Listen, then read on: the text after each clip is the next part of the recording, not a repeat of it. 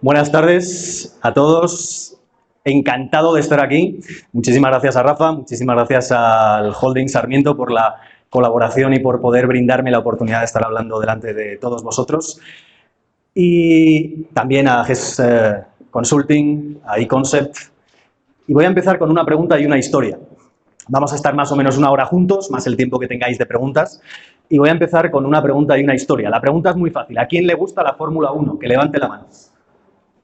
Me garantizaron en WeWork que todos los que vinieran a la conferencia hoy eran apasionados de la Fórmula 1. No os preocupéis porque si no os gusta la Fórmula 1, vais a ver que algunas de las claves del trabajo de este sector, que es uno de los más exigentes del mundo, también se pueden aplicar a vuestra empresa, a vuestra vida y también os van a ser muy útiles. Esa es la pregunta y ahora os voy a contar la historia. Y la historia es por qué me dio a mí como ingeniero por hablar de esto de la productividad. Bueno, pues este soy yo, aunque parezca mentira. Arriba soy yo y abajo os prometo que soy yo dentro del equipo Renault de Fórmula 1. Es importante la foto porque para quien no tenga el orden de magnitud de cuánta gente hay trabajando en un equipo moderno de Fórmula 1, pues en este caso, en el año que yo trabajaba en Renault Fórmula 1, 2005 y 2006, eran 800 personas, 150 ingenieros y el resto entre técnicos, personal de logística, de marketing, departamento legal, así que es una mediana empresa como cualquiera de las que podáis conocer vosotros. No son 30 ingenieros alrededor de un coche el día de la carrera. Bueno, ¿y por qué os cuento esta historia? Porque yo entré en Renault Fórmula 1 en 2005 y 2006. Entré gracias a un concurso internacional que lanzaba el equipo Renault a nivel mundial y ellos lo que querían hacer era seleccionar una idea tecnológica que propusiera a un joven ingeniero a nivel internacional, pero sobre todo lo que querían era seleccionar a una persona que tuviera la capacidad de brillar profesionalmente en un entorno tan competitivo como la Fórmula 1. El primer día que llegué a Fórmula 1 me dijeron: si no aguantas el nivel de Fórmula 1, en un mes y medio estás fuera. El nivel de exigencia es tan elevado que la gente o lo vive como una pasión o no aguanta mucho más de 1 o 2 meses. Así que yo, después de una serie de fases, pues llegué a ganar la fase nacional en España, la fase internacional en Renault Fórmula 1, más o menos me enfrentaba a unos 65.000 contrincantes, luego presentaron el proyecto finalmente alrededor de unos 400, no sé qué ciudad en Colombia o qué barrio de Bogotá tenga 65.000, pero podría ser como yo contra todo Suba o todo Pasadena. Bueno, pero lo importante de eso es que para ganar ese concurso tuve que hacer un esfuerzo ingente porque no sabía organizarme bien. Tuve que pasar noches sin dormir, lo coordinaba con mis exámenes de quinto de carrera. Mi madre, os podéis imaginar cómo abrió los ojos cuando dije: mamá, además de los exámenes de último año de carrera de ingeniería industrial, que ya tienen lo suyo, además he decidido presentarme a un concurso internacional donde gana una persona en todo el mundo. Bueno, pues tuve que hacer un esfuerzo superior a lo que había hecho en toda la carrera para conseguir ganar ese concurso. Tuve la suerte de contarlo. Y después de ese concurso, muchas cosas no las gané. Y no sé qué hubiera pasado en mi vida si, por ejemplo, un año después de ganar el concurso, 1 año y medio después, no hubiera perdido un avión que me llevaba a una entrevista con el equipo McLaren, el equipo al que en ese momento se cambiaba Fernando Alonso. No sé dónde hubiera estado mi vida hoy si hubiera estado en esa entrevista y hubiera entrado en el equipo McLaren. Y eso me pasó por no saber organizarme, luego fui a la entrevista, cogí un avión más tarde, pero ya no era el momento adecuado, no me había preparado bien, no había llegado bien el día del avión y bien preparado a la entrevista y perdí esa oportunidad. Y como esa, muchas otras. Mi objetivo hoy y mi objetivo con toda la formación que hago en productividad es que no os pase lo que a mí me ha pasado tantas veces. Que no tengáis que estar tantos años en vuestras empresas, en vuestra gestión de equipos, en el sector en el que trabajéis, seáis un independiente, trabajéis con... Bueno, espero que haya... Si no, tengo chorro de voz para hablar bien alto, pero la idea es que se escucha mejor. Gracias, Ayan. Fenomenal. Bueno, está todo súper bien organizado como en la Fórmula 1, así que no falla el segundo micrófono. Gracias, Ayan. Pues como os decía, mi objetivo es que yo me daba cuenta de que había estado en uno de los sectores más avanzados en tecnología, pero había aprendido otra cosa mucho más importante, mucho más que lo que aprendí en el Departamento de Investigación y Desarrollo. Y era que había aprendido el método de gestión de equipos, el método de productividad de uno de los sectores más exigentes, más eficientes, donde se vive más al límite del mundo en cualquier otro sector. Y eso no lo estaba aplicando en mi día a día.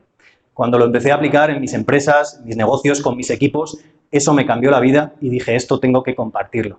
Por eso todos esos fallos que yo he cometido y esos momentos en los que demostré que la gestión del tiempo y yo no nos llevábamos muy bien, cuando apliqué este método empecé a cambiar los resultados que tenía. Y eso es lo que quiero empezar a compartir con vosotros hoy. Hoy os traigo 3 claves fundamentales del método de la Fórmula 1, 3 de las más importantes que trabajo en mis formaciones y quiero que sean súper accionables para que ya os llevéis contenido concreto para poner en práctica cuando acabe esta jornada de 1 hora. Así que vamos allá.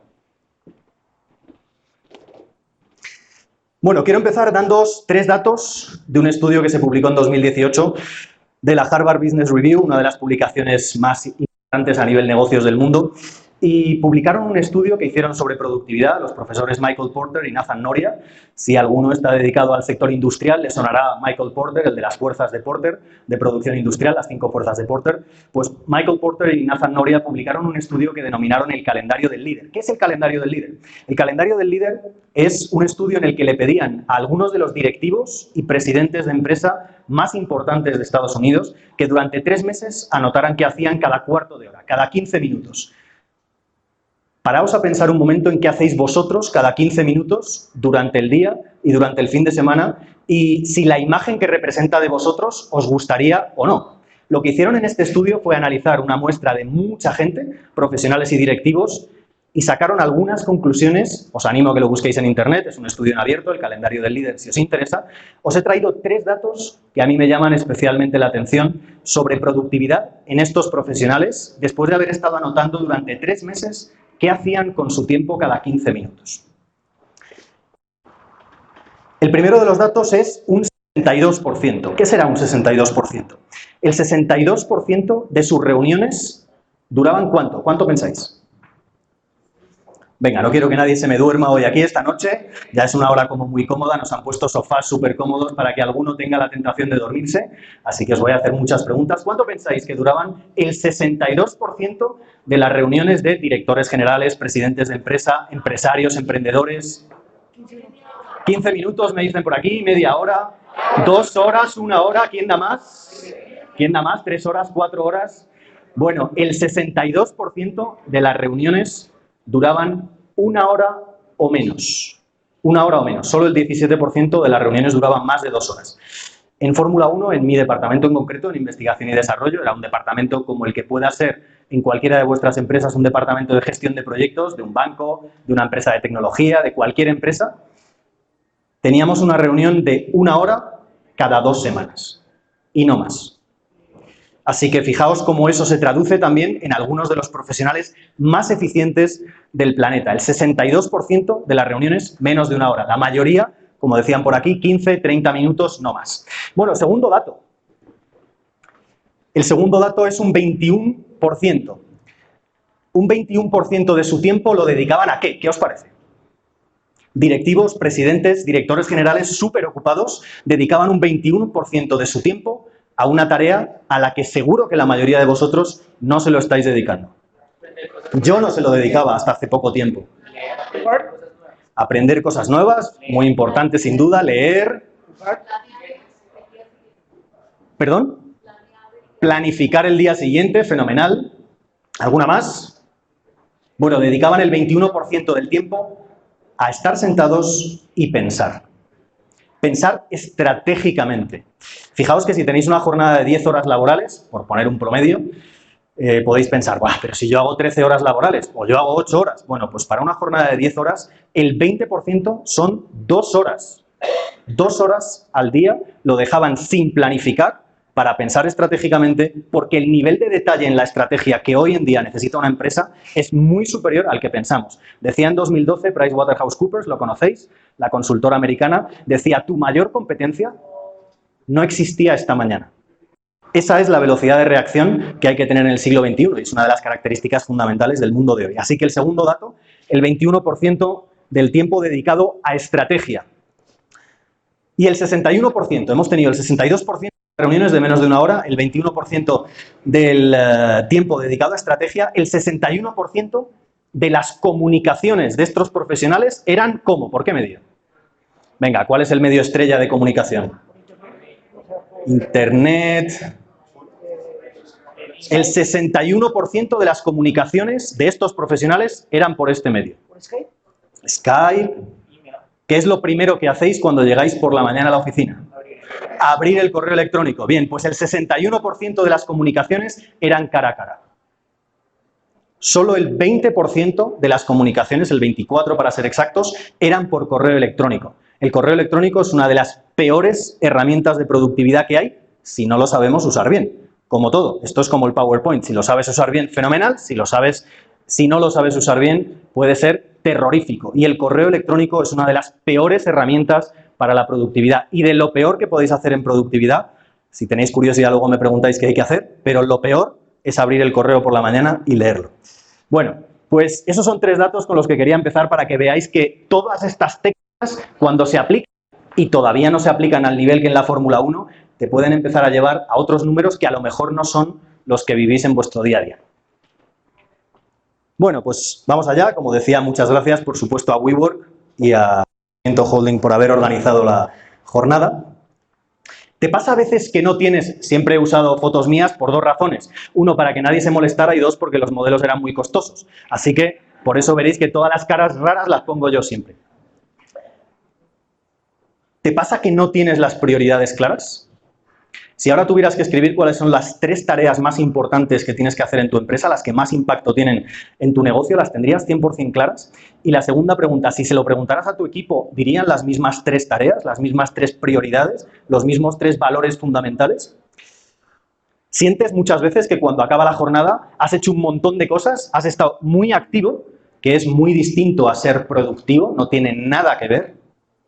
Sientes que has estado muy activo, pero no sabes realmente a qué le has dedicado el tiempo y no sabes si a lo que le has dedicado el tiempo es lo más importante que tenías que haber hecho ese día, porque te has liado con reuniones, con imprevistos, con gestión de problemas con el equipo, con cosas que te llegaban por correo electrónico.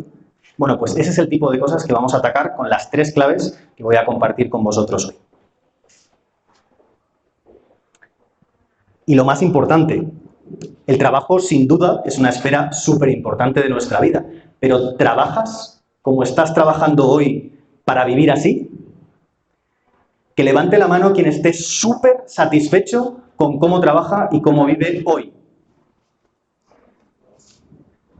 Bien, fenomenal. ¿Tu nombre? Camilo. Enhorabuena, Camilo, fenomenal. Muy bien. Quien esté moderadamente contento. Que levante la mano. Bien, fenomenal. Esto es el ni fu ni fa. Bueno, bien. 3 o 4 estrellas en un libro de Amazon. Y ahora quien piense que tiene muchas áreas de mejora.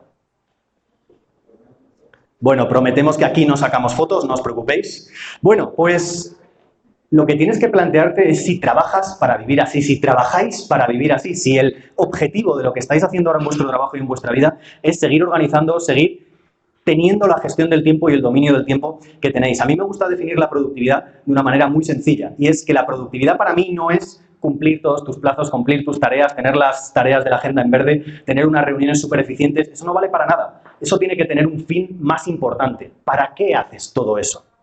Y el para qué es que para mí la productividad es hacer genial lo que de verdad importa. Y son 2 partes súper importantes de la definición. No vale hacer de cualquier manera, tienes que hacer genial. Hoy, en la mayoría de los sectores, o eres barato o enamoras. O eres un producto premium o eres un producto low cost. Evidentemente, si habéis leído libros como El Océano Azul, por ejemplo, pues por supuesto en los nuevos negocios puedes dar valor a tu cliente sin necesidad de tener que ser más caro, pero tienes que ser muy hábil. Pero en general, o eres premium o eres low cost. Así que es súper importante que nos demos cuenta que las cosas hay que hacerlas genial, no se puede hacer de cualquier manera, pero ¿sabéis cuántas tareas tiene la lista medio de un directivo, de un profesional como vosotros? ¿Cuántas tareas diríais que tenía vuestra lista, que tiene vuestra lista, si las apuntáis una por una? ¿Más de 10? ¿Más de 20? ¿No? ¿Ya ha habido algún no por ahí? Fenomenal. ¿30? ¿Más de 30? ¿Más de 40? Bueno, tiene entre 50 y 150 tareas. Si pusiéramos las cosas que tenemos que hacer, ese sería el volumen de tareas. Ya lo decía Peter Drucker hace unas décadas, que estamos entrando en la era del conocimiento. Hoy la mayoría de vosotros seguro que no estáis en una cadena de producción poniendo piezas en un coche. Estáis trabajando aportando valor, aportando conocimiento en vuestro sector. Y en la era del conocimiento, el recurso más importante es el tiempo. Y la primera reflexión importante que voy a compartir con vosotros hoy es que no tenéis tiempo para hacer todas las tareas de tu lista. Por eso lo más importante es darte cuenta de que las tareas hay que hacerlas genial, pero hay que hacer genial lo que de verdad importa. No todas las tareas de mi lista las puedo hacer ni las puedo hacer al mismo nivel. Así que lo importante es elegir qué tareas y esas hacerlas genial. Y vamos a ver hoy una introducción bastante potente de cómo empezar a hacerlo para que ya os lo llevéis para poder aplicarlo en vuestra vida. Bueno, mi idea fundamental para vosotros hoy es esta. ¿Quién está de acuerdo con esta idea? Que el ritmo de tu vida lo marcas tú. Pero tú significa que no me digáis, no, es que mi jefe me ha puesto este proyecto y entonces, claro, pues tengo que trabajar el fin de semana, o no, es que me han mandado este correo electrónico y entonces pues tengo una reunión ahora que no había visto, o esta reunión se alarga indefinidamente y no tengo nada que hacer contra ello. Mucho más de lo que pensamos, y lo vamos a ver hoy con 3 claves, el ritmo de tu vida lo marcas tú. Y lo vamos a ver con 3 claves concretas para que lo veáis con ejemplos de cómo, aunque no seáis el dueño de vuestra empresa, mucho más de lo que pensáis, el ritmo de tu vida lo marcas tú. Y eso es súper rico, pensarlo e interiorizarlo, para darte cuenta de que lo más importante de la productividad es que sientas que lideras tu tiempo, que llevas las riendas de tu tiempo, que dominas lo que vas a hacer en la siguiente hora o lo que no. Evidentemente, no siempre vas a poder elegir, pero sí que hay que elegir con criterio. Y hay que tener un criterio para saber qué tareas hago o qué no hago. Y vamos a ver hoy también cómo lo elijo. Bueno, pues estas son las 3 claves. La primera clave son las prioridades, para que veáis cómo tener claras las prioridades. Y os voy a pintar una herramienta muy sencilla, pero muy poderosa, para que veáis cómo gestionar las prioridades en vuestra empresa y saber identificar si lo estáis haciendo bien o mal.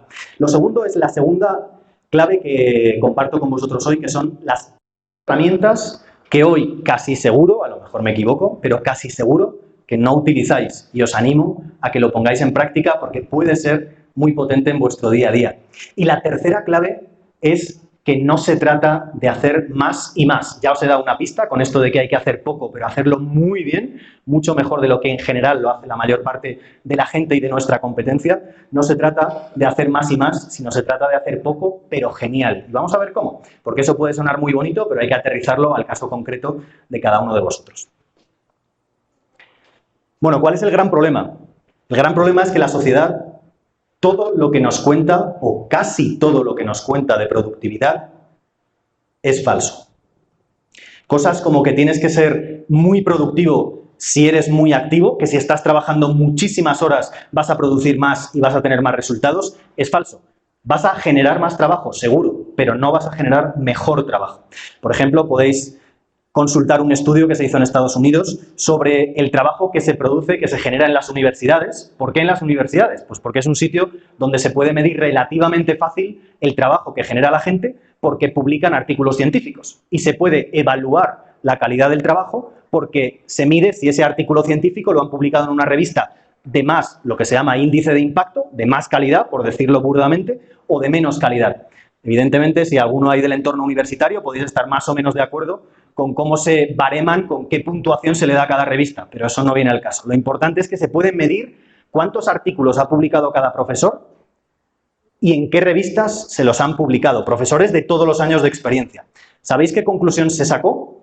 En este estudio se demostró, aparece publicado en un estudio de la consultora McKinsey, se demostró que había profesores de universidad que trabajaban 30 horas a la semana. ¿A quién le gustaría trabajar 30 horas a la semana?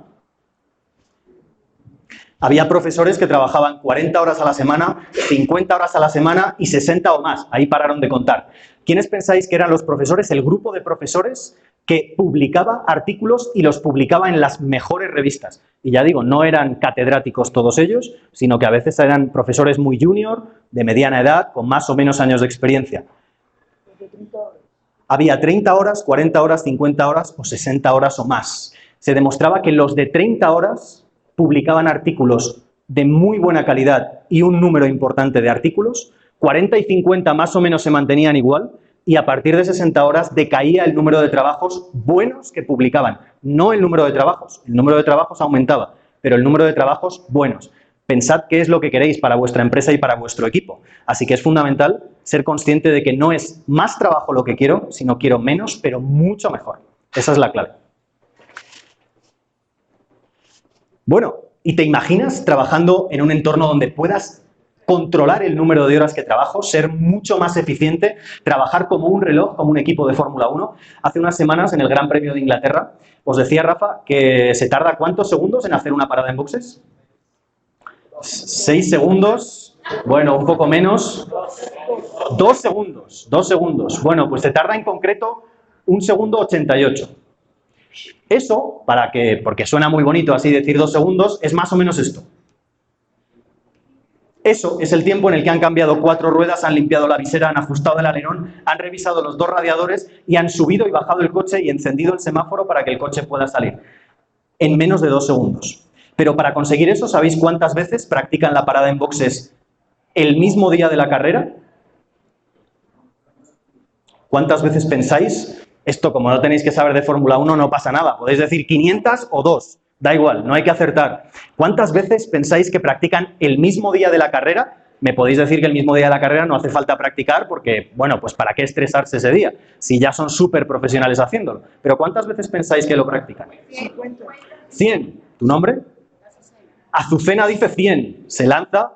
Uf, menos mal que no teníamos a Azucena de jefa en Fórmula 1. ¿Alguno más? ¿Quién más? 30, 50... Bueno, pues lo hacen entre 70 y 80 veces, así que casi lo que decía Azucena. Entre 70 y 80 veces, si total son 2 segundos, hacerlo 80 veces no tardas nada. Bueno, pues hacen todas las posibles paradas que pueda haber con accidentes, con cambios de piezas, todo lo que pueda ocurrir para estar más preparados y hacerlo en menos de 2 segundos. Así que esas cosas no se hacen por arte de magia, no son gente más lista que nadie, simplemente tienen un mejor método y este es el método del que vamos a hablar hoy. Bueno, ¿quién soy yo? Ya lo ha contado Rafa y no es lo importante. Él ya os ha destacado doctor ingeniero industrial, ingeniero de Renault. Es importante, Renault Fórmula 1 ganó en las temporadas 2005 y 2006 y yo fui ingeniero en Renault en las temporadas 2005 y 2006. Luego no han vuelto a ganar. Bueno, yo tampoco. Bueno, empresario y formador, Premio Mejor Emprendedor 2016 y más de 400 profesionales formados en nuestros talleres online y presenciales. Talleres como estos con vosotros. No en abierto, sino específicos para equipos de empresas como Iberdrola, Bosch, Banco Santander, Repsol y, bueno, pues muchas empresas, sobre todo pequeñas, medianas y también multinacionales. Os pongo los nombres de las multinacionales porque son las más conocidas. Bueno, quería plantearos esto. ¿Quién está de acuerdo con esta frase? ¿Te pareces cada día más a una startup? ¿Quién trabaja en una empresa, podemos decir, mediana o grande? Multinacional, banco, una gran cadena comercial. ¿Quién trabaja en una empresa grande? Grande, no sé cómo lo definiréis aquí en Colombia, pero en España puede ser, por ejemplo, más de 200 trabajadores, depende del año y la clasificación. Vale, pues vosotros especialmente, pero en general todos, ¿estáis de acuerdo con que cada día te pareces más a una startup? Una de estas que salen en la serie de Silicon Valley o en las series americanas o que se presentan en Shark Tank, ahora que están con Shark Tank. ¿Diríais que vosotros trabajando en, no quiero poner nombres, pero en el banco que sea o en un centro comercial o en una cadena comercial o de retail o de logística muy grande, ¿os parecéis a una startup? Si lleváis 50 años trabajando. Eric Ries, el autor del método de Lean Startup, uno de los libros más potentes para emprendedores que hay, define una startup como una empresa que tiene que generar negocio sostenible, porque negocio que gane dinero 2 años no vale, negocio sostenible en un entorno de extrema incertidumbre. Extrema incertidumbre hasta hace unos años era sobre todo solo para startups. Estoy empezando, no sé quién va a ser mi contador, no sé cómo presentar las declaraciones de la DIAN, no sé si mi línea de negocio y mi estrategia es la adecuada, no sé si vender a mayoristas o a minoristas, no sé si desarrollar un producto de alto precio o bajo precio, cuál es mi estrategia de precio, cuál es mi público objetivo. Pero ahora, hoy en día, todas las empresas que compiten están en un entorno de extrema incertidumbre. Así que hay que ser más eficientes que nunca en las técnicas de gestión de equipos y en cómo funcionamos, porque si no, como decía PricewaterhouseCoopers en 2012, tu mayor competencia no existía esta mañana. Vale, es una frase muy de marketing, pero creo que transmite muy bien la idea de la velocidad de reacción que es tan importante hoy en día.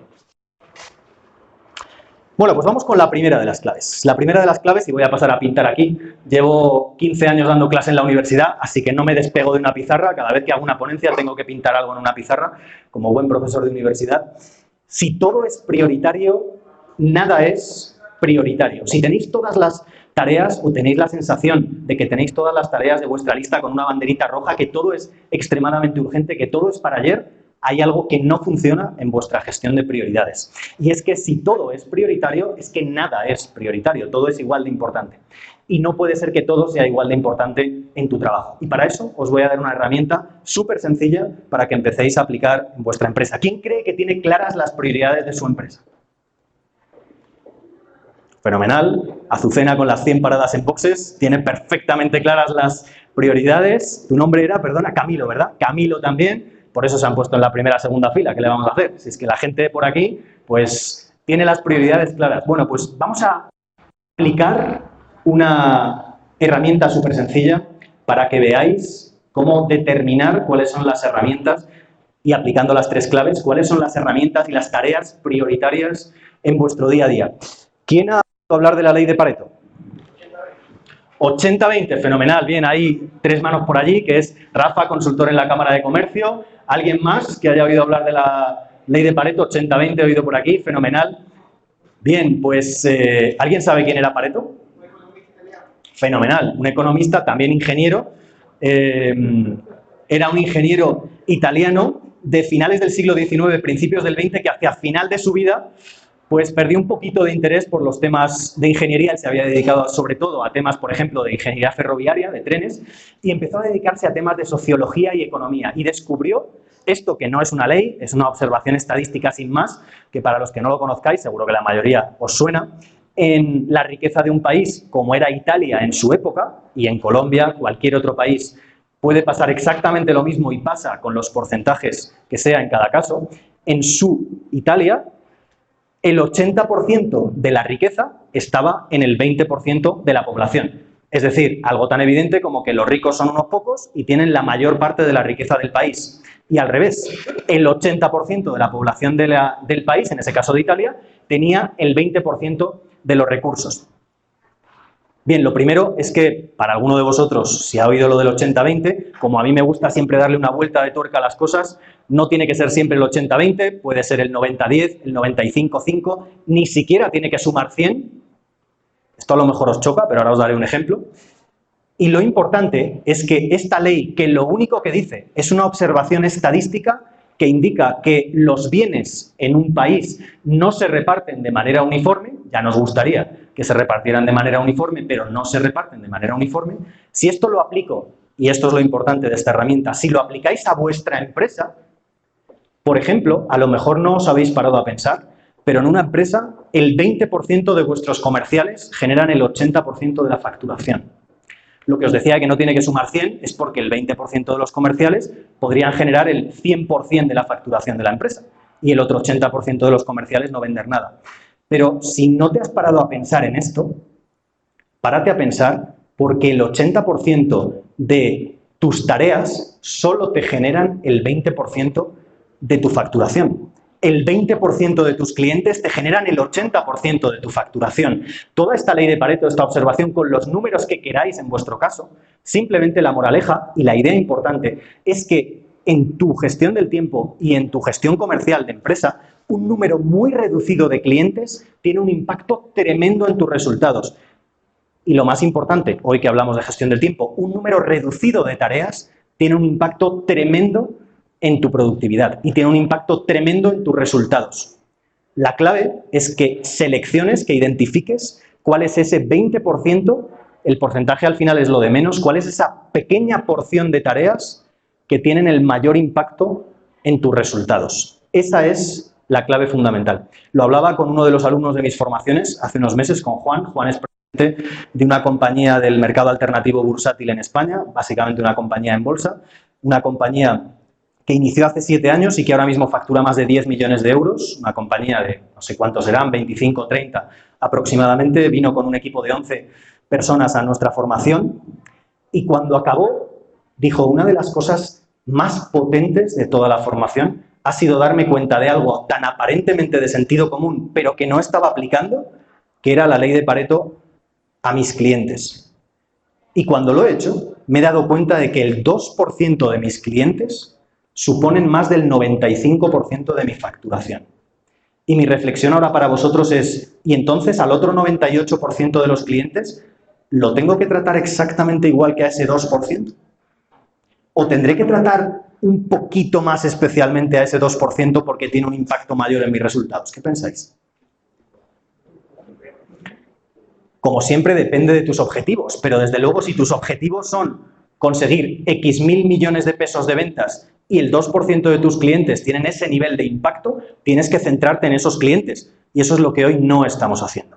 Estamos tratando a todos los clientes por igual. No se trata de tratar mal a nadie, pero hay que tratar bien a todos, pero un poquito mejor a algunos especialmente. Y a partir de ese curso, lo que hicieron en la empresa de Juan es que diseñaron un filtro para que cada vez que llegaba un nuevo cliente determinaran muy rápido si era de los de que tenían alto impacto o de los de muy bajo impacto. Y el tratamiento era diferente. Así que lo que os animo es en esta primera clave a que hagáis dos cosas. La primera de ellas, en esta clave número 1, la primera de ellas es que hagáis, cada uno de vosotros, cuando volváis a casa, mañana, cuando estéis en la oficina, que hagáis una lista de los tipos de tareas que hago hoy. No las tareas en concreto que hice ayer, pero los tipos de tareas. ¿A qué me refiero? Llamadas comerciales, ofertas a clientes, reuniones con clientes, visitas comerciales, reuniones con el equipo, revisar informes, hacer cálculos, depende de lo que sea vuestro trabajo. Atención comercial, atención al cliente. Es fundamental que primero hagáis una lista de todas las tareas que hacéis en vuestro día a día. Como decíamos antes, ¿cuántas tareas había en una lista de tareas promedio?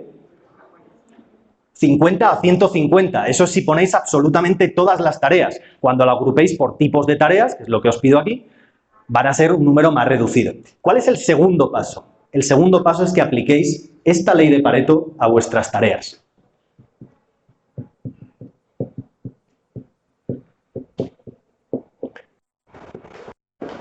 Y básicamente lo que tenéis que identificar es, en vuestro caso, cuáles son el 20, el 10, el 5, no me importa, de las tareas que tienen el mayor impacto en vuestros resultados. Vosotros definís qué es para vosotros resultados. Normalmente serán resultados económicos, puede ser resultados del tipo que sea en vuestra empresa. Pero es fundamental que tengáis claro qué resultados queréis conseguir y qué pequeña porción de tareas es capaz de dar esos resultados. ¿Sabéis cuántos proyectos llevábamos cada uno de los ingenieros que estábamos en el departamento de I+D en Renault? Éramos alrededor de 8 o 9 ingenieros, había otros muchos departamentos.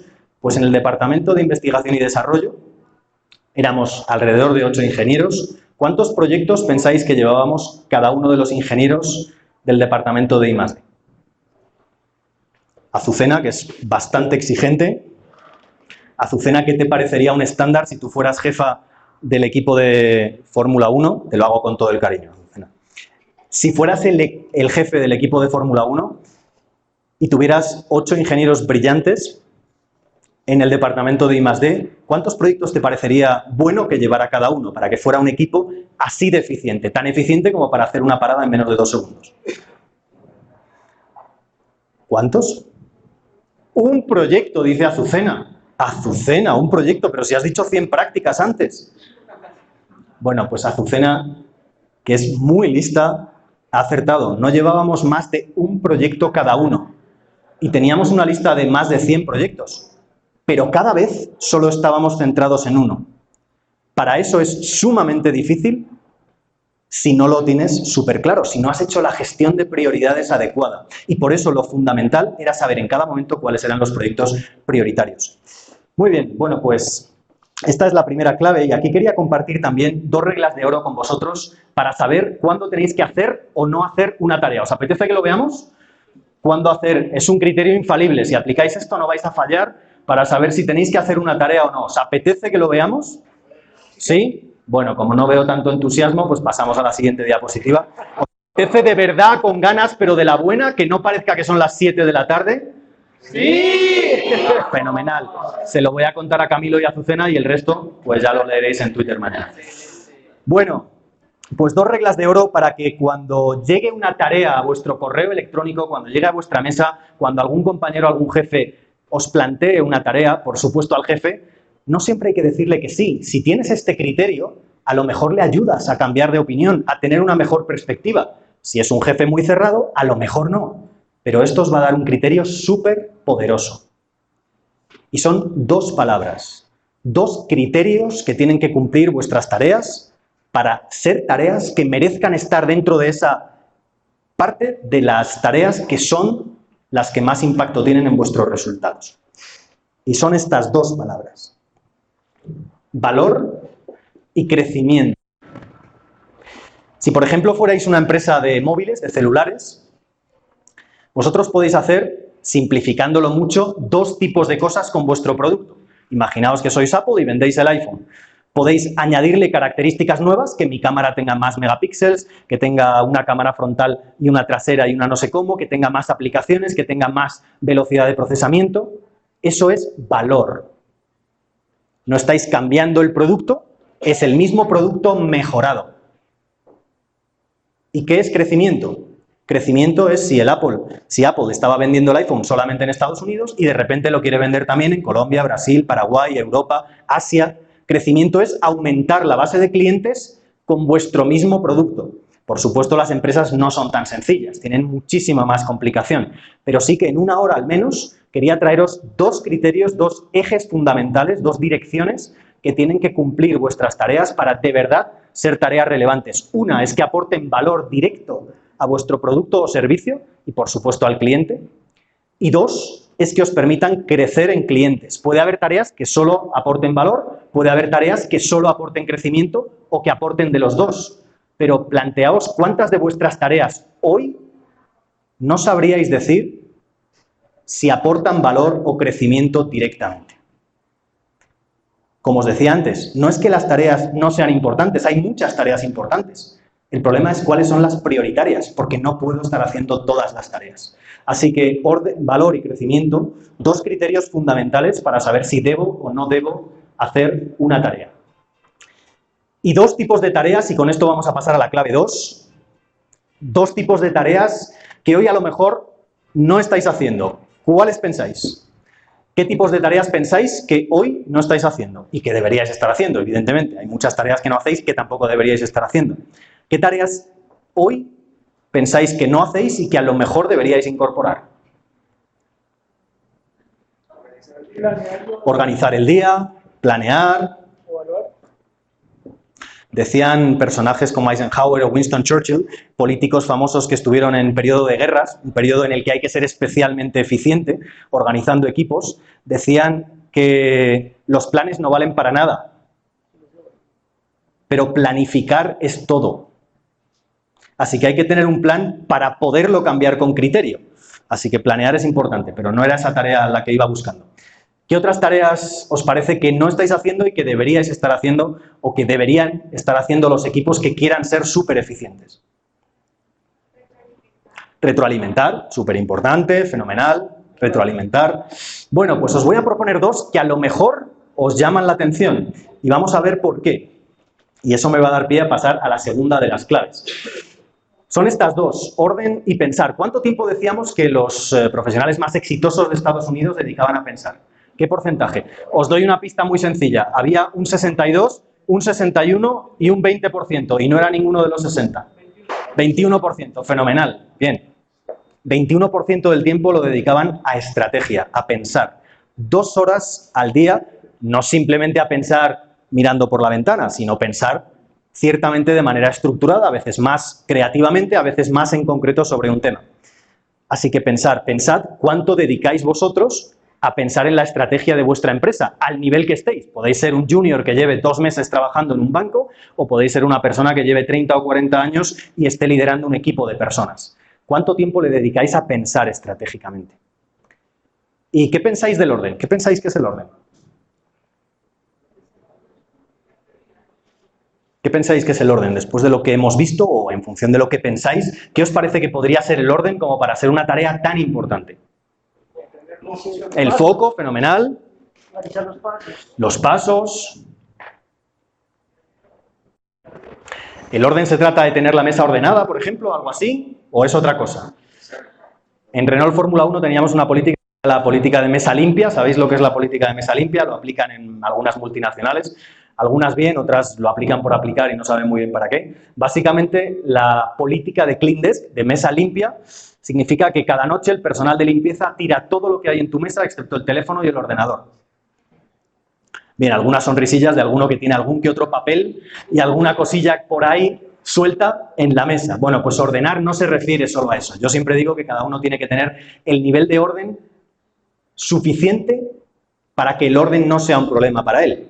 A ese nivel de la mesa, el fondo de escritorio de tu ordenador, tus ficheros, este orden va mucho más allá. Por supuesto, da por supuesto que tienes una gestión del orden más a nivel básico adecuada, pero el orden es ordenar, analizar, después de haber pensado estratégicamente, de haber puesto objetivos a tu equipo, es analizar cómo vas, es ordenar tu estrategia, es ver si tu equipo va por encima de los objetivos o por debajo, si puedes mejorar tus ventas, si puedes mejorar tus procesos. Por ejemplo, estoy pensando en un libro, La magia de pensar en grande. ¿Alguien ha leído La magia de pensar en grande? De David Schwartz. Si no lo habéis leído, es probablemente el primer libro que cualquier persona en desarrollo personal debería leer, La magia de pensar en grande, de David Schwartz. Impresionante. Y él da un ejemplo de una persona que tenía una serie de locales comerciales, tiendas, básicamente, de venta al por menor, de venta al público, y cuando lo comparaba con gente de su sector, esta persona estaba abriendo su cuarto local en Estados Unidos y el resto de sus competidores solo tenían un local. Y le preguntó, bueno, ¿y tú qué haces diferente para abrir tu cuarto local de un sector con el mismo público objetivo, el mismo buyer persona, con el mismo tipo de segmento, con el mismo tipo de productos, de precios? Y dijo, yo le dedico 4 horas a la semana a ver qué he hecho bien y qué puedo mejorar. Así que si estáis consiguiendo los mismos resultados de siempre, como la famosa frase, es porque seguís haciendo las cosas de siempre. Así que esta es una de las cosas que la sociedad no nos enseña, porque tienes que estar siempre haciendo cosas, pero en Fórmula 1 es una de las cosas más críticas que se hacen. De hecho, muchas veces cuando me dicen, bueno, ¿y qué tal la experiencia en Fórmula 1? ¿A cuántos circuitos fuiste? ¿Qué tal con el equipo de carreras? Bueno, pues fui a muy pocos circuitos porque no estaba en el equipo de carreras. No me hubiera gustado estar en el equipo de carreras, porque el equipo de carreras era un entorno súper competitivo y maravilloso para muchas cosas, pero no para pensar.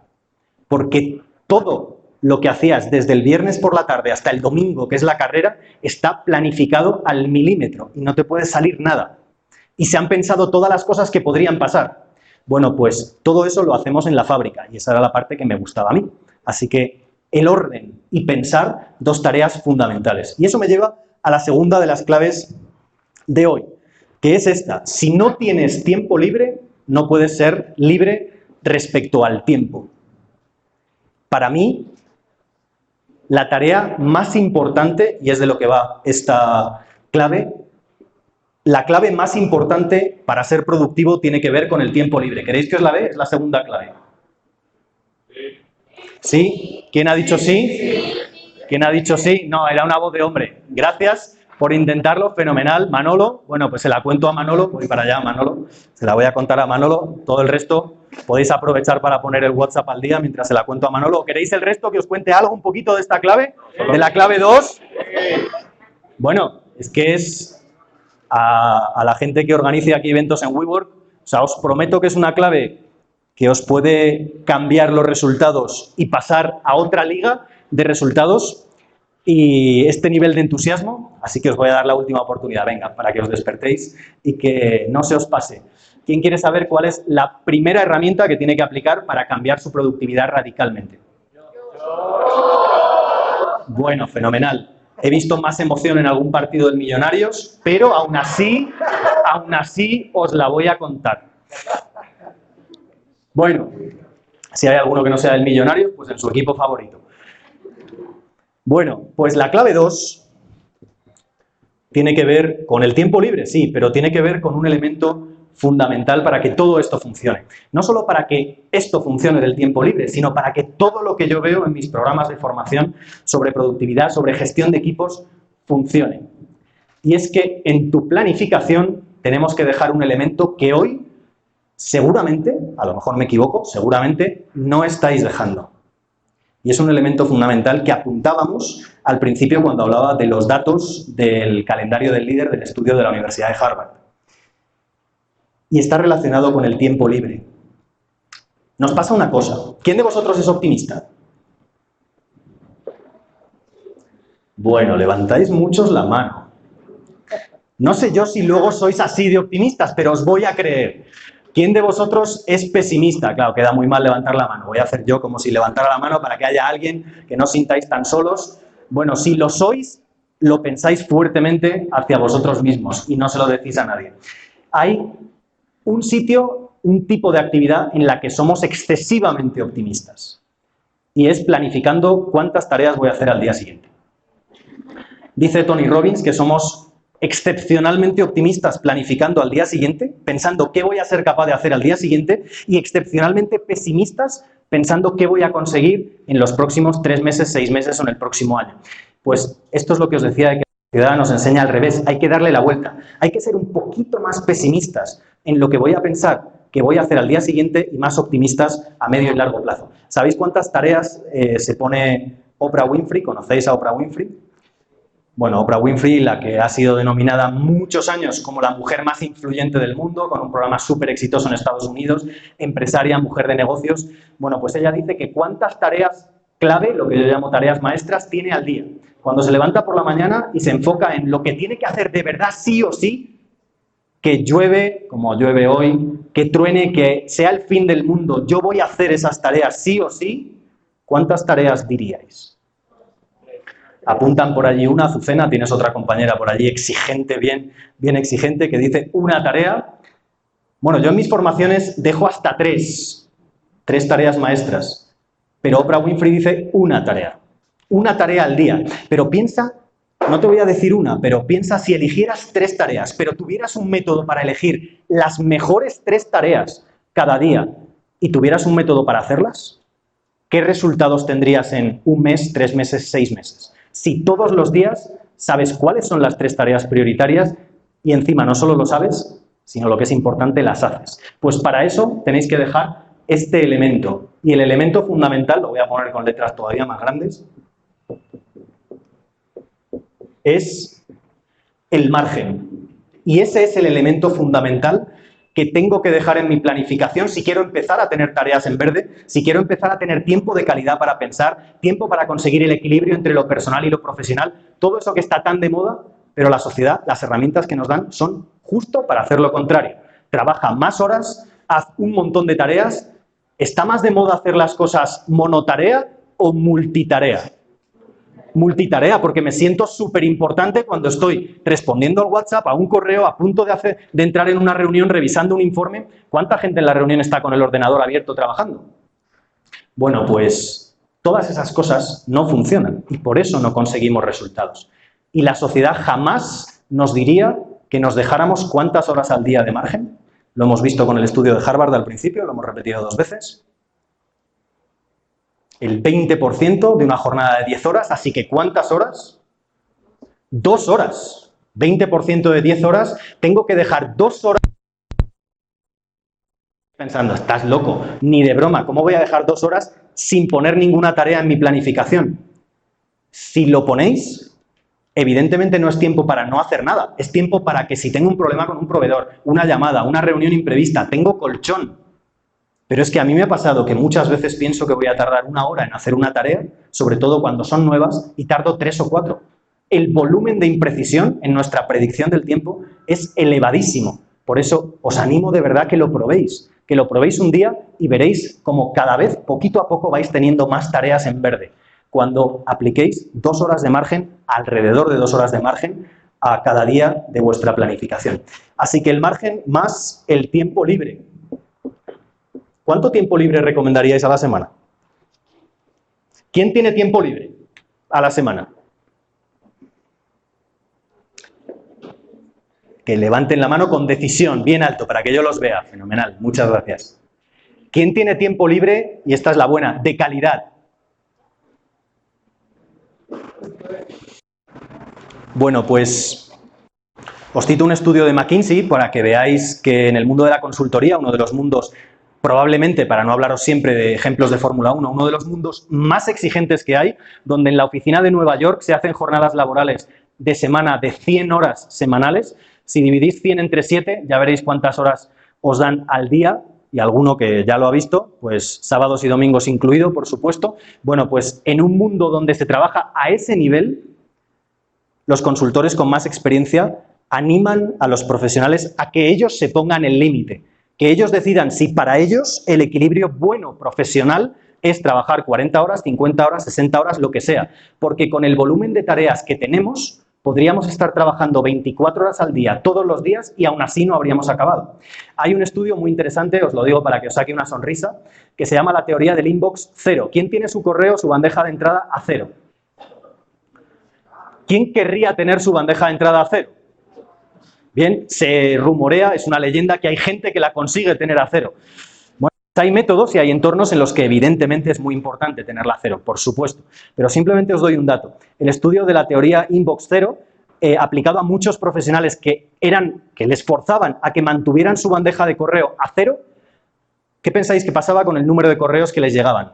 Cuanto más a cero más la mantenían, más correos recibían. Así que, bueno, hay empresas que están aplicando principios como que hay un día a la semana de 0 correos, que no se puede mandar correo electrónico, y cualquier otra técnica. No me gusta ser talibán ni ultraortodoxo, y cada uno sabrá si el correo electrónico lo tiene que usar de una manera o de otra. Eso al final no es lo importante son los principios. Que sepamos poner el límite y que sepamos que más trabajo no significa mejor trabajo. Bueno, pues ¿cuántas horas al día debéis tener? ¿Cuántas horas a la semana debéis tener? Pues como orden de magnitud os recomendaría que al menos 24 horas a la semana de días libres de desconexión total.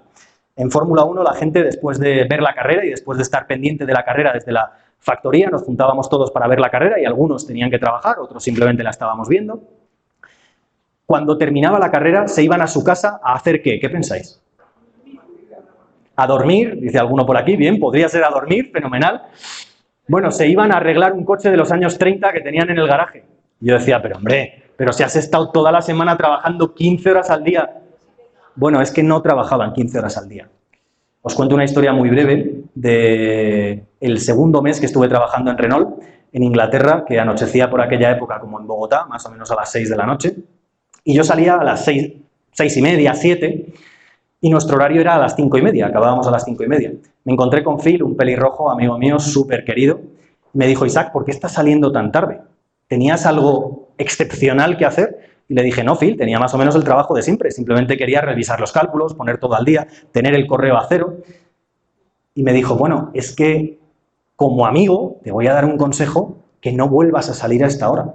Puedes salir media hora tarde si quieres, pero 1 hora y media o 2 horas no te lo recomiendo, porque si Robin, que era mi jefe, te ve saliendo 2 horas tarde cuando no tienes un pico de trabajo, va a pensar que es que necesitas más tiempo que el resto. Y cuando haya un pico de trabajo de verdad, entonces va a pensar que no vas a responder como el resto. Así que esta moda que está en España y que seguro que aquí en Colombia se da también, que tengo que salir más tarde que el jefe, que tengo que estar un montón de horas, que me van a subir el sueldo por el número de horas que le eche en la empresa. Bueno, pues acordémonos que dentro de la medida de vuestras posibilidades, más trabajo no siempre es mejor trabajo.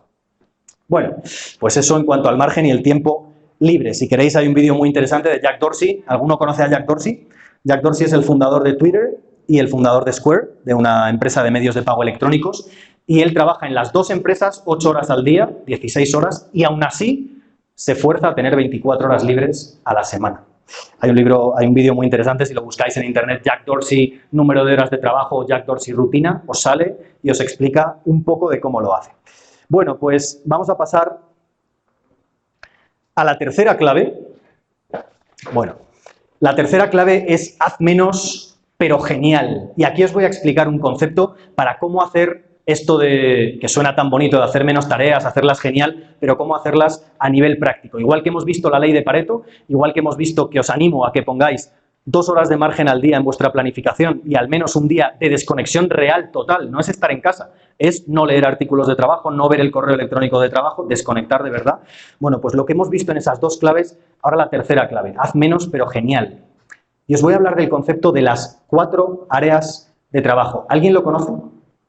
Esto es un concepto que se aplica muchísimo en Fórmula 1 para ser capaces de saber a qué proyecto me tengo que dedicar y a cuáles no, porque tengo decenas de proyectos a los que no me puedo dedicar. Bueno, pues la teoría de las 4 áreas es una teoría que propuso Gay Hendricks en su libro El Gran Salto. Si alguno tiene curiosidad, luego os doy la referencia exacta, es Gay Hendricks, El Gran Salto. Y él hablaba de 4 áreas, 4 tipos de tareas que podemos estar haciendo. ¿Conocéis TripAdvisor?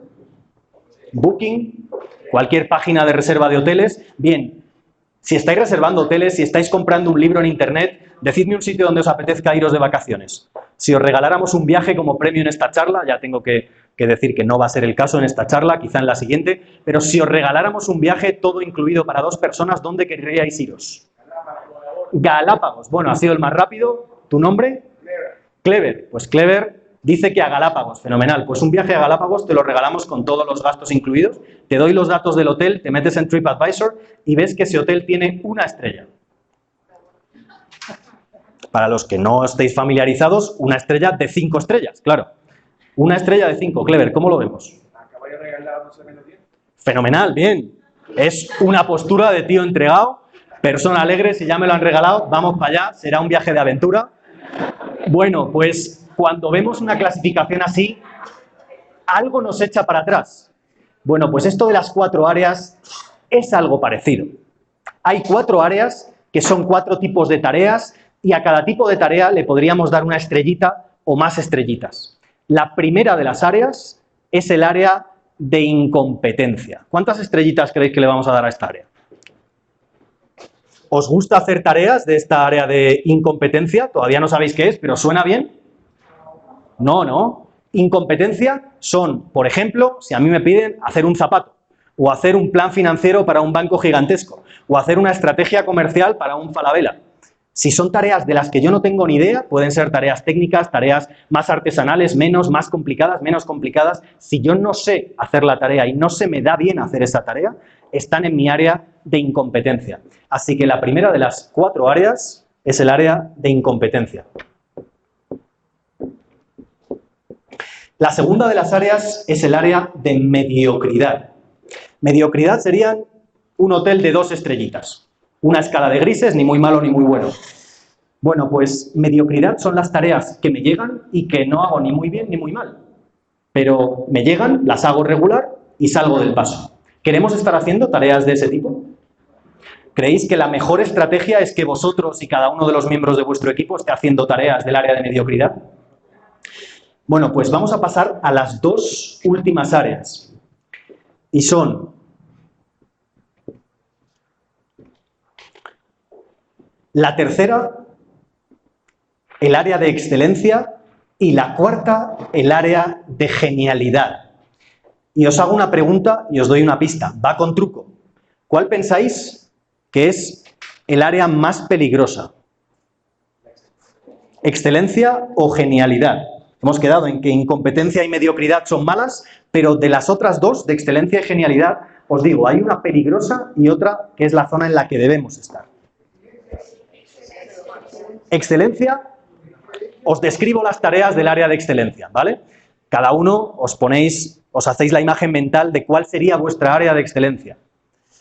Es una tarea que llega a mi mesa, la hago y la hago muy bien. La hago mejor que el resto de mis compañeros y mejor que muchos de mis compañeros de otras empresas de la competencia.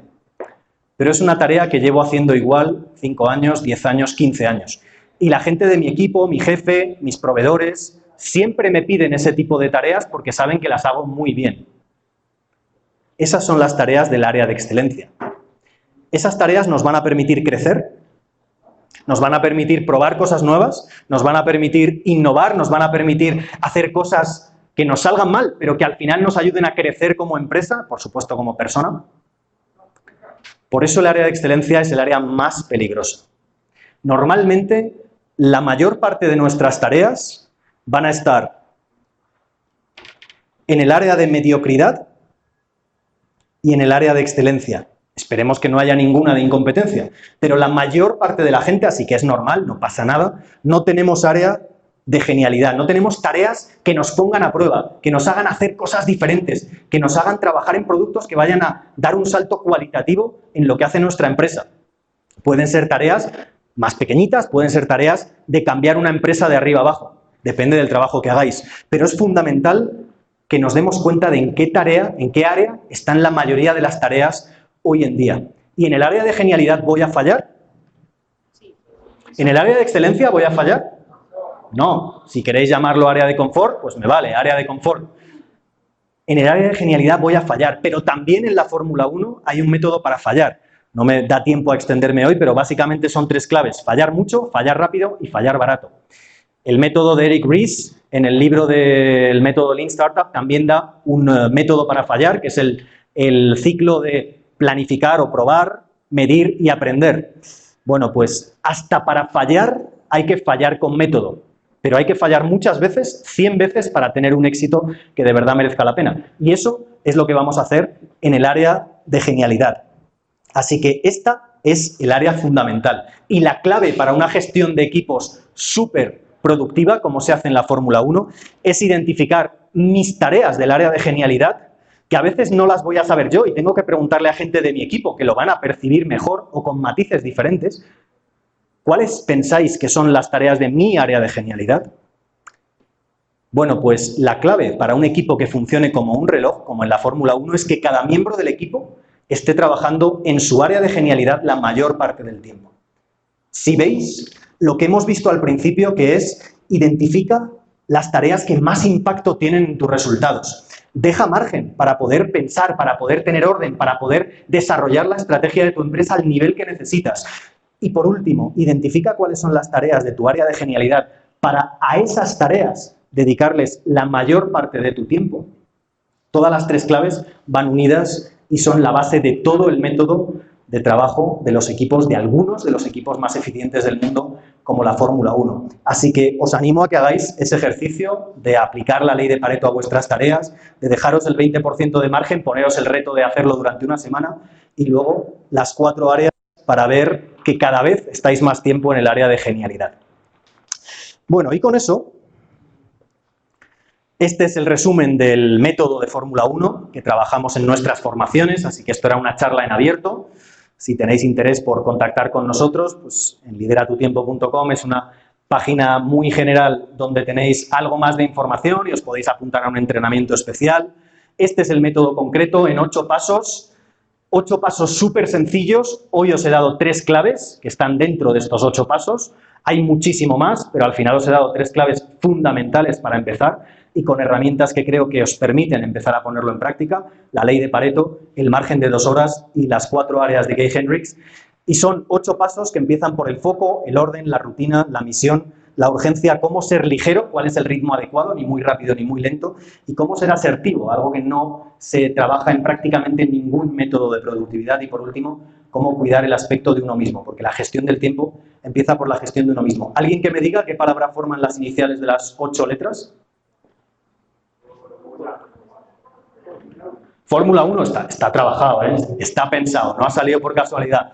Bueno, pues esos son los 8 pasos del método de la Fórmula 1. Y para acabar con una sonrisa, quería acabar con esta clave para que no sea simplemente una broma. Lo voy a hacer en plan de broma, pero para que os acordéis, y ese es el objetivo de hacerlo con una sonrisa, que es una técnica muy potente que quiero añadiros como bonus, que podemos aprender del TPS. Este hombre es Taiichi Ohno, uno de los ingenieros que son padres fundadores del sistema de producción de Toyota, del Toyota Production System, que es uno de los sistemas de gestión empresarial más potentes del siglo XX.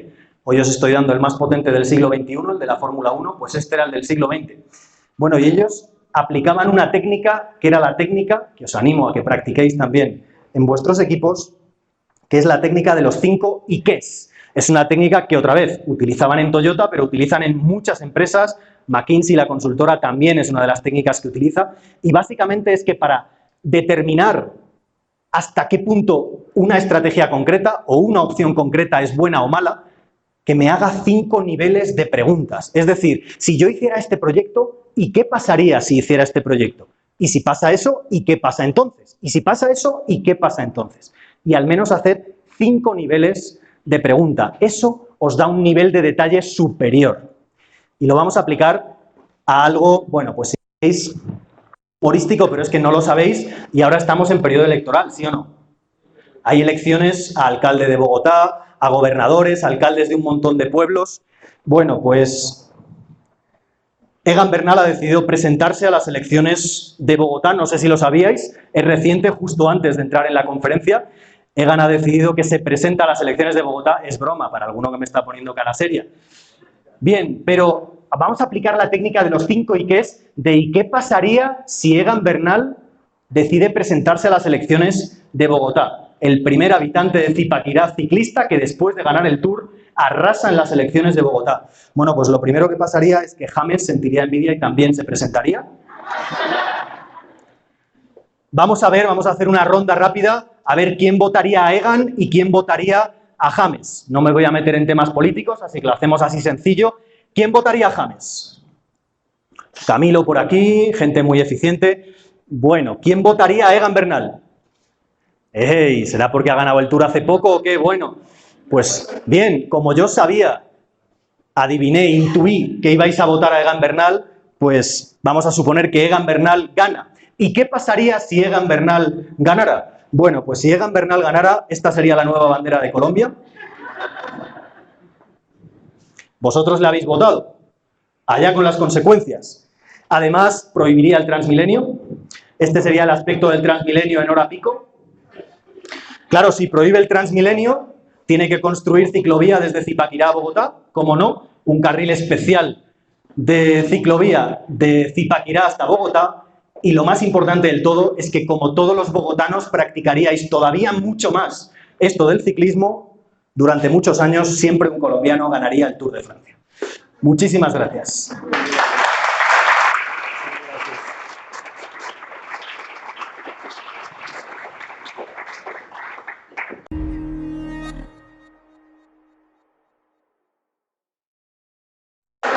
¿Alguna pregunta?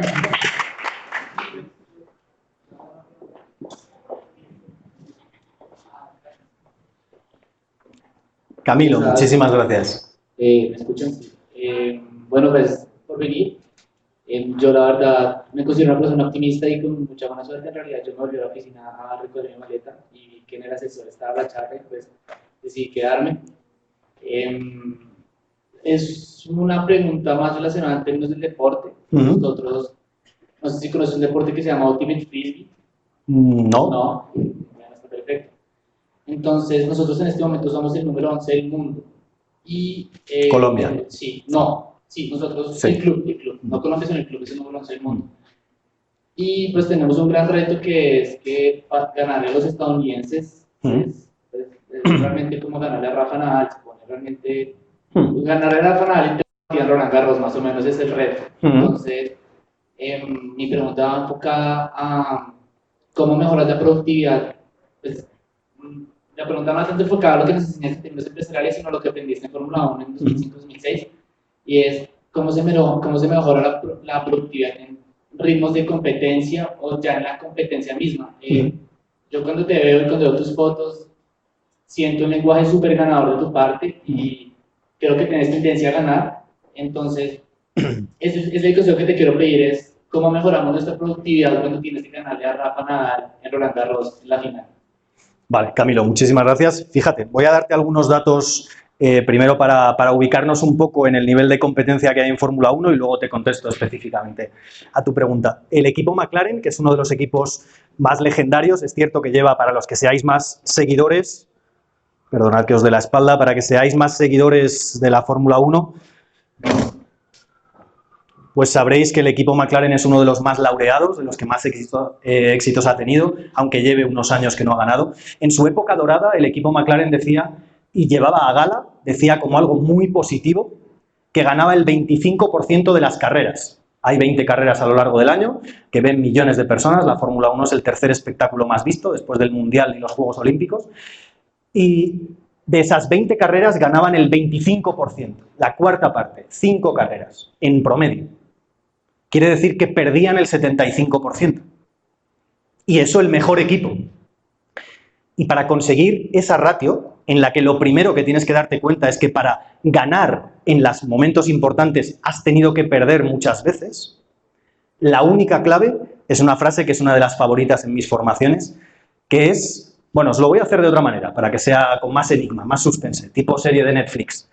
Si os dijera, ¿conocéis Zara? ¿Zara? Bien. Alguien que haya comprado en marcas como Stradivarius, Pull&Bear, Massimo Dutti y haya pensado que son otras marcas muy diferentes a Zara, sin saber que son del mismo grupo. Bueno, pues ya sabéis que son del mismo grupo, que pensabais que ibais a la competencia y le estabais dando dinero al mismo. Bueno, el grupo Inditex, uno de los grupos que más éxito tiene, si lo comparamos con el grupo H&M, que nos suena de moda, por no hablar solo de Fórmula 1, bueno, pues Zara, el grupo Inditex y Zara en concreto crecen a 2 dígitos al año, más del 10% al año, y H&M está estancado en ventas. Crece aproximadamente el 1%, el 0 y pico por ciento. Y están en el mismo sector, mismo tipo de público, podían tener la misma estrategia. ¿Cómo se hace una cosa y cómo se hace la otra? Pues el principal valor, y esa es la respuesta a tu pregunta, Camilo, el principal valor para Inditex, en palabras de su director general, de su CEO, de Pablo Isla, que ha sido nombrado el mejor CEO del mundo el año pasado, ¿cuál pensáis que es la mayor herramienta, el arma más poderosa que tiene Zara? ¿Es su logística? ¿Son sus precios? ¿Es que conoce mucho al cliente? ¿Es que tiene la estrategia clarísima? ¿Qué pensáis? ¿Cuál diríais? Claramente es una pregunta con truco, así que no me digáis ni la logística, ni los precios, ni el diseño de moda, ni las ubicaciones premium, porque es que está en Unicentro. Entonces, ¿cómo no va a vender? Si es que en Unicentro puedo vender churros, ropa bonita o ropa fea. Bueno, pues ¿cuál es la clave fundamental de Zara? Una empresa que si fuera WeWork, cuando estuve en la central de Zara hace como un par de años, tienen la mitad de las oficinas vacías. Yo les dije, hombre, pero qué raro, ¿no? Que tengáis ahí como, no sé, que poco organizado. Siendo Zara, pues te imaginarías todo súper de punta en blanco. Y dijeron, es que nuestra plantilla también crece al 10% al año. Entonces ese es el espacio para la nueva gente que vamos a contratar el año que viene. Es impresionante el efecto. Una empresa que abre en promedio más de una tienda al día. Bueno, pues la clave de Zara son los datos. Tienen el mayor centro de proceso de datos a fecha 2015-2016, cuando lo abrieron, más importante, más potente centro de proceso de datos, o sea, muchos ordenadores, más potente que muchos ejércitos, con más seguridad y más redundancia que muchos ejércitos. Una empresa que hace camisetas, faldas, pantalones y moda. Bueno, pues la mayor clave de Zara son los datos. Por eso son más rápidos que la competencia, diseñan mejor que la competencia, llegan más rápido a las tiendas que la competencia. Así que, Camilo, para vosotros, la frase que te decía, que es una de las favoritas de mis alumnos, es que lo que no son cuentas, son cuentos. Así que la clave para marcar la diferencia y para intentar arañar décimas, para intentar llegar a un Rafa Nadal, estaba pensando ahora en Mireia Belmonte, no sé si la conocéis, es una de las nadadoras más exitosas que hay en España. Bueno, pues en cualquier deporte, cuando te planteas que eres el número 2 y quieres llegar a ser el número 1, la diferencia es muy pequeña. Entonces, no se trata en general de mejorar grandes cosas de la estrategia de juego, grandes cosas de la técnica, porque ya la tenéis. Para saber identificar ese poquito más, igual que la ley de Pareto, que es una mejora continua. Esas poquitas cosas en las que merece la pena dedicar los recursos de tiempo y dinero para tener mayores resultados, hay que medir. No hay otra estrategia. Porque no conozco cómo es el Ultimate Frisbee, ¿se llama? Ultimate de super extremo, ¿no? Vale, Ultimate Frisbee. Pues entonces, no conozco el deporte en concreto, ni las reglas, ni cómo se juega, ni nada, pero seguro que hay unas poquitas cosas que tienen más impacto que el resto en el resultado final del juego. Así que lo que os animaría es a que identificarais, como se hace en Fórmula 1, a que trocearais todo lo que es un partido, las distintas partes, que pensarais cuáles son las que más impacto tienen o en las que más margen de mejora tenéis o en las que estáis peor que los americanos y que midáis, porque si no medís, es tan difícil que un entrenador tenga todas las variables en la cabeza, que un estratega tenga todas las variables en la cabeza, que un director general tenga todas las variables del mercado en la cabeza. Si no mide, es imposible tomar las mejores decisiones hoy en día, en un mundo tan complicado. Así que ese sería mi consejo para ti. Camilo, espero que te sirva y si quieres algo más, pues nada, lo siguiente es una formación nuestra con todo tu equipo. Y así ganáis a los americanos. Bueno, fenomenal. Muchas gracias, Camilo. Sí, decís vuestro nombre, por favor. Si queréis decir la empresa, pues mejor. Giovanni, Gerencia de Proyectos. Fenomenal. Giovanni, encantado. La pregunta está orientada por el lado de los criterios de selección y de priorización de las actividades. Digamos que casi todos tenemos claro que tenemos que hacerlo y muchos no lo hacemos. Pero en ese orden de ideas, cuando tú priorizas y encuentras y eres muy juicioso con el ciclo, pero estás en el proceso de crecimiento y tu equipo de trabajo eres tú y a veces alguien te acompaña, ¿qué hacemos con esa otra gran magnitud de actividades que nos están viendo? Fíjate, Giovanni, muchas gracias por tu pregunta, porque sobre todo si muchos de vosotros sois, y especialmente en un sitio como WeWork, si sois emprendedores, si sois empresas que estáis creciendo y con poquitos trabajadores, todavía es especialmente importante ser productivo. Se dice que en una gran multinacional prácticamente el 30% de la gente sobra y seguirían haciendo el mismo trabajo. Así que ese es el nivel de improductividad en una gran multinacional con muchos miles de trabajadores. Pero cuando sois dos, pues el 30% no puede sobrar y estáis a todo el tiempo. Bueno, pues en ese momento es cuando es especialmente crítico hacer este ejercicio, porque muchas veces tenemos una tentación y es intentar llegar a todo, especialmente cuando somos independientes o cuando tenemos una empresa de 2, 3, 5 trabajadores. Y en esos momentos es cuando es especialmente crítico tener claras las prioridades, la gestión estratégica. Fíjate, nos pasa muchas veces, y esto lo cuenta uno de los mayores empresarios del sector digital.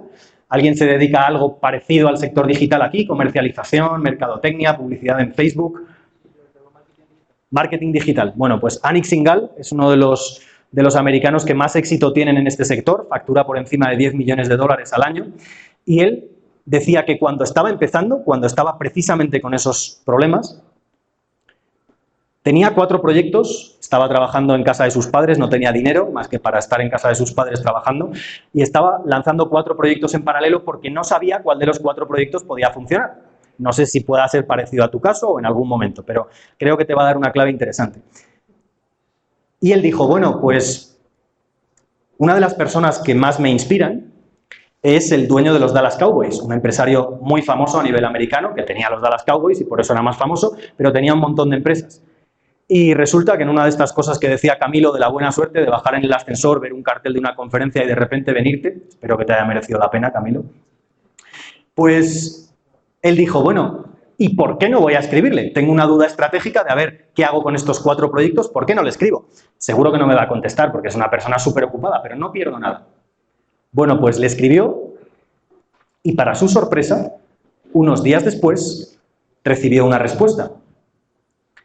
Y le dijo, este señor, el dueño de los Dallas Cowboys, le dijo, hola Anik, no tengo mucho tiempo, voy volando a un partido de los Dallas Cowboys, he leído tu historia, he visto que tienes 4 proyectos, elige uno, deja 3. Ese es el consejo fundamental que le da un empresario con muchos años de experiencia, que ha pasado por esa situación de estar haciendo él de todo y con un montón de proyectos, a un emprendedor que estaba empezando. En mi experiencia, los mayores errores que he cometido en mi trayectoria empresarial en distintos sectores de ingeniería, tecnología, formación, es no haber tenido foco. Pero un foco extremo. Decía Steve Jobs que una de las claves de Apple para tener éxito en innovación era decir que no a 1000 cosas en cada proyecto. Ya sabéis que Steve Jobs hablaba muy bien, tenía unas frases como muy de marketing, que venden mucho, os puede parecer más o menos exagerado, pero me parece súper ilustrativo, porque no decía decir que no a 20 cosas, decía decir que no a 1000 cosas. 1000 cosas que son caminos interesantes, pero que no me van a permitir que en el camino en el que estoy llegue a conseguir el éxito y el nivel de precisión y de detalle que necesito. Así que, de verdad, no tengáis miedo por enfocaros solo en un proyecto, solo en unas cosas, en un tipo de cliente, y probar cuanto antes, que ese es el truco. Porque si no pruebo cuanto antes con el público, primero con un círculo de confianza y luego con clientes cada vez más, digamos, de un círculo amplio y general, si no pruebo y el cliente es el único que tiene la razón, al final no voy a ver si voy por el rumbo correcto o no, y entonces puedo pivotar. Esto otra vez, si te interesa leer más, pues en el libro de Eric Ries está el método paso por paso de cómo hacerlo, cómo tomar un rumbo, cómo pivotar, cómo cambiar de dirección, los tipos de cambios que hay, pero al final, en mi experiencia, el no tener foco es uno de los mayores problemas. Así que no tengáis miedo por descartar tareas y dejar cosas que pensáis que deberíais estar haciendo si os centráis en las que de verdad pensáis que tienen más impacto. ¿Te sirve, Giovanni? Nada. Eric Ries, el método del Lean Startup. Os lo pongo. Sí, más preguntas, que había una mano por allí levantada.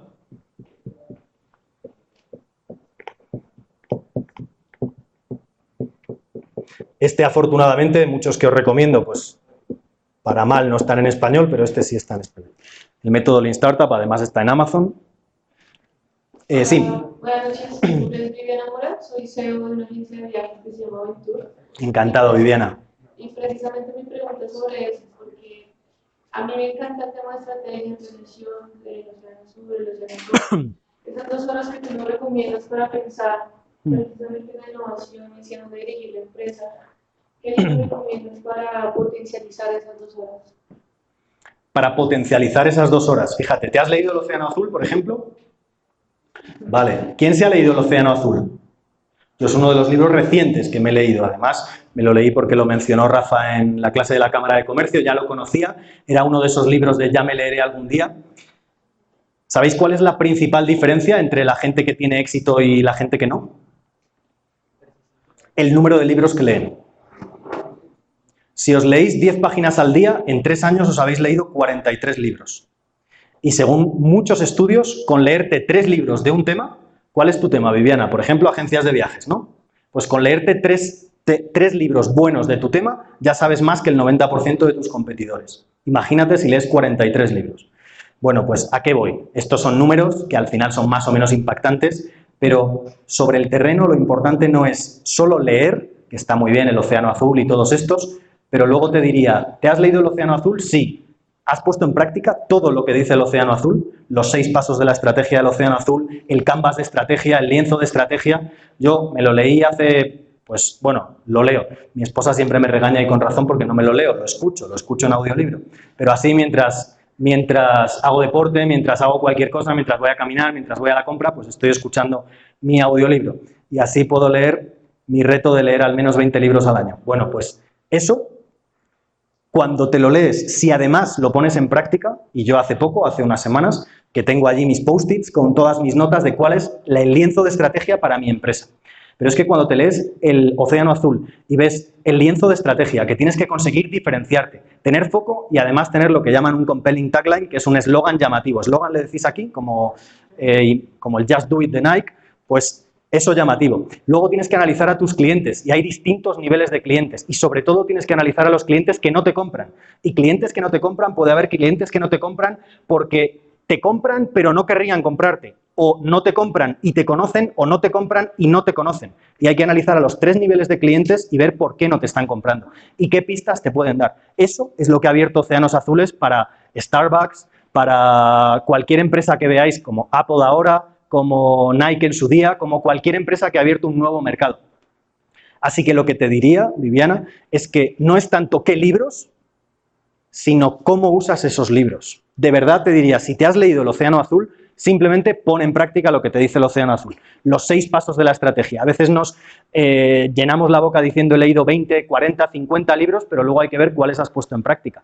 Así que yo te recomendaría que si quieres leer el método Lean Startup de Eric Ries, La magia de pensar en grande de David Schwartz, que era el primero que os decía, y luego El Océano Azul, fenomenal. Si luego queréis leer también, por ejemplo, cómo ser el mejor vendedor del mundo. El mejor vendedor del mundo es otro de los libros súper bonitos, muy entrañable de leer. O Los 12 pilares de Jim Rohn, cualquiera de esos. Si quieres ahora te doy las referencias, Viviana, pero básicamente más importante que cuál es leer es aplicar. Y El Océano Azul, si te lo has leído, es súper potente para analizar la estrategia, pero hay que aplicarlo a nivel de detalle que te dice el libro. Hay mucha gente que se lo lee y me dice, jo, es que es como muy pesado, es denso, es muy analítico. Le digo, es que, bueno, es que el camino, siempre lo digo en las formaciones, el camino fácil no existe, existe el camino inteligente. Y el Océano Azul es una manera rápida de hacerlo si lo pones en práctica. ¿Te sirve, Viviana? Gracias a ti. Bueno, ¿alguna pregunta más? Y luego os voy a proponer un ejercicio súper fácil que vamos a tardar 5 minutos con 3 voluntarios. Así que pensad quién va a ser el grupo de 3 voluntarios que se quiere lanzar para este ejercicio que os puede cambiar la vida, si queréis. Última pregunta, si hay alguna más. Sí, por allí.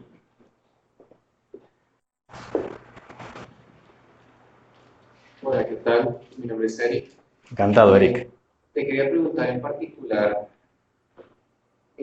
cómo tratar con el tema de reaccionar a algo, o por ejemplo, si uno tiene que atender una urgencia, ¿cómo mantienes el foco? Porque sí me suena un poco conflictivo el tema de mantener el foco, en particular cuando estás haciendo un pivot, o bueno, cuando estás reaccionando a la competencia, reaccionando a una incidencia y un problema que tuviste en la empresa, ¿cómo mantienes la calma, el foco, la claridad en particular? Fenomenal. Pues fíjate, muy buena pregunta también. Y una de las claves nuevamente es la clave que dábamos como el número 2, lo que decía que es lo más importante para que introduzcáis en vuestra planificación, que era, Eric, seguro que te acuerdas. Empezando por M, había que dejar 2 horas. El margen. Bueno, cuando en mis formaciones traigo a gente, pues directores, fundadores de empresas grandes a nivel español, pues porque así la gente en España las conoce, o a nivel internacional, una de las personas que traigo es Rodrigo del Prado, no sé si le conocéis, pero es fundador de la marca BQ de móviles. Es una marca líder a nivel europeo, en América Latina no tiene tanto éxito, pero es una marca, como pueda ser cualquier otra de móviles, líder a nivel europeo.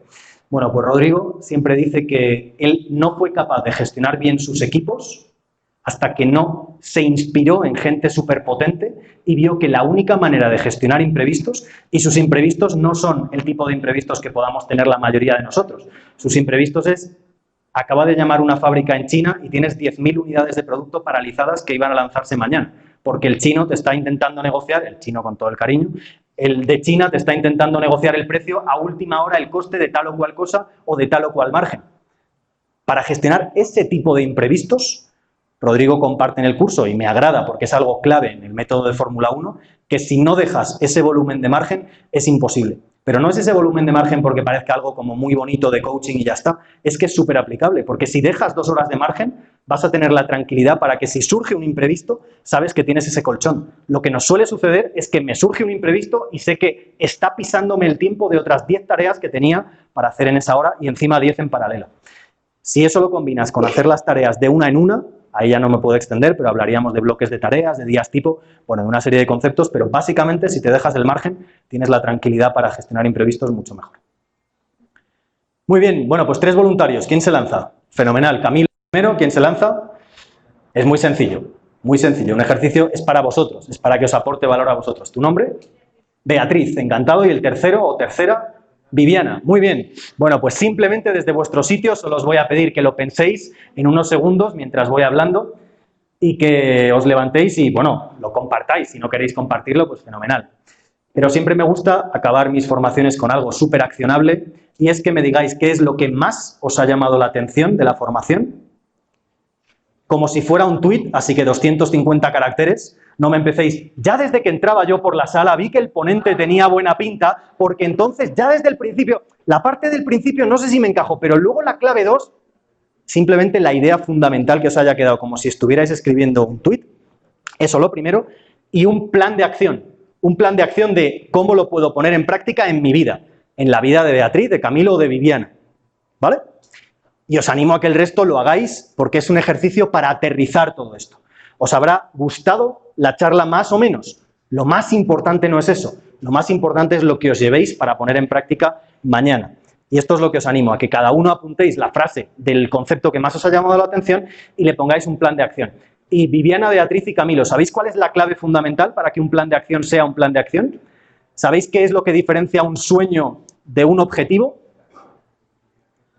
La acción, una fecha, fenomenal, una fecha. Así que si al plan de acción de voy a adelgazar 5 kilos no le pongo fecha, al final o nunca adelgazo 5 kilos o acabo cogiendo 5 kilos más. Así que os animo a que ahora lo penséis y Beatriz, Viviana y Camilo, me encantaría, os agradecería un montón que lo compartierais para que todos nos lleváramos un resumen en 3 frases de qué ha sido la charla y cómo lo vais a poner en práctica en vuestra vida. ¿Os parece? ¿Quién se anima a empezar de los 3? Muy sencillito. Es lo que más os haya llamado la atención a vosotros y cómo ponerlo en práctica. Han sido voluntarios. Gracias, Beatriz. Han sido voluntarios valientes porque no sabían a qué se enfrentaban. Bueno, pues el primero que lo tenga. El resto os animo a que también lo hagáis, que no estéis por ahí simplemente pensando en cualquier cosa, sino que también lo hagáis. Viviana me parece que primero, Beatriz, bueno, cualquiera de las dos. Beatriz, adelante, muchísimas gracias. Hola. Hola. Me voy a mandar así, sin pensarlo más bien mucho. El tema de la prioridad me parece que pues, suena cliché porque en últimas veces es como lo que más se debe hacer en este tipo de metodología. Más a manera de hashtag, digamos así, como lo estamos mandando, no es cantidad, sino calidad. Y esto lo explico retomando algo que me llamó mucho la atención, que es el margen. Sí. Como lo estoy entendiendo, es tomarse un tiempo para pensar el y qué pasaría. Es como... El y qué pasaría si llega Bernal, llega alcalde. Exacto, esos 5 preguntas. ¿Cuándo lo vas a poner en práctica en tu vida, Beatriz? ¿Una fecha? Me va a tomar un tiempo, por lo menos este fin de semana, para pensar. Fenomenal, pero a partir del lunes ya lo ponemos en práctica, ¿no? Espero que sí. Muy bien. Muchas gracias, Beatriz, a ti. Viviana, que tenía por ahí la mano levantada. Viviana, adelante. Bueno, el tweet mío sería: ser activo no es ser productivo. Qué bueno. Y me encantó la parte de cómo dedicarle más tiempo a qué te genera valor, porque precisamente mi equipo y yo somos muy activos y tenemos muchas tareas y muchas cosas, pero realmente muchas de ellas no generan rentabilidades. Entonces, mientras explicaba, yo decía, creo que debería sentarme, hacer una pausa y decir cuáles son esos clientes, esos negocios, esas nuevas líneas de mercado que realmente van a generar un 80-20. Porque, pues, o sea, sí trabajamos mucho, hacemos el tema de prioridades, todo el tema, pero pues si eso no nos está llevando a ser productivos, creo que nada estamos haciendo. Y cuando lo haríamos, pues, tengo ganas de hacerlo desde mañana mismo, espero hacerlo esta misma semana. Genial, Viviana. Bueno, ¿el resto de la charla te gustó? Porque has dicho esa parte me gustó mucho, ¿el resto de la charla te gustó? Fenomenal, me quedo más tranquilo. Me quedo más tranquilo, Viviana. Muchas gracias. Como decía también Giovanni antes, es súper importante, sobre todo cuando eres un equipo pequeño, tener claras las prioridades. Súper importante. Muy bien, Camilo, ¿te apetece compartir? Muchas gracias, adelante. Es un poco simple también, con todo respeto. Quiero decir sencillo, perdón. La charla de un ingeniero bicampeón del Fórmula 1, del cual olvidé el nombre. Lo mejor de la charla de un bicampeón del mundo, del cual olvidé el nombre, es que te da consejos que se traducen en herramientas prácticas. Fenomenal. El nombre que te faltaba era Fernando Alonso, ¿no? No olvides. Claro, exacto. Y bueno, eso me parece fundamental porque yo, pues nuestro equipo está repleto de talento, de mucho talento humano, pero tenemos mucho problema traducir lo que leemos y los insumos de conocimiento en herramientas prácticas. Y creo que hoy un paso a paso de qué hacer fundamental que me hacía muchísima falta en el emprendimiento. Entonces, eso es muchísimo valor. Y como decía la otra persona que participó, priorizar el proyecto que le da más valor a nuestra institución, creo que es fundamental. Mientras estuvieras hablando, lo identifiqué súper claro, top of mind. Entonces, pues yo muy agradecido de este conocimiento que compartes hoy. A ti, Camilo, por estar. Isaac soy yo y el piloto es Fernando Alonso. Muchas gracias, Camilo. ¿Desde cuándo lo vas a poner en práctica? Que Esta noche, Viviana y Beatriz, ya por aquí, esta noche lo ponen en práctica. Muy bien, Camilo, muchísimas gracias a ellos tres y sobre todo, muchísimas gracias a todos vosotros. Buenas noches.